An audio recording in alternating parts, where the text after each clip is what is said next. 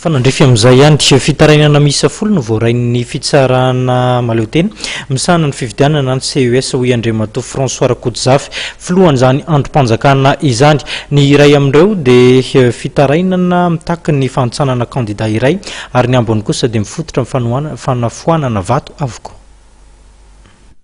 Zavatra ataonay amin'izao fotoana izao aloha dia mbola manao vérification comptable ny résultat zany. Tsy mionona an'ilay avy aty amin'ny senity zay fa manao saisie ary efa vitanay saisie efa nanao fampitahana zany izahay. Dia raha ny ato tanisana avoaka senity dia mitovy amin'izay voarainay ihany zany izy.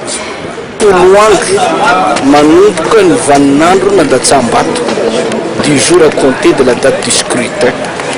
Dia ny scrutin moa natao 29 du jour franc izy zany dia manomboka ny 30 zany isaina et 10 jours zany. Dia ny 8-9 izy mifaratra zany. Amin'ny lalàna zany dia 12 andro ny voalaza ao zany compter ny date du scrutin. Ezanay zany ny amaly an'iny alona ny amoahana ny voka-pifidianana.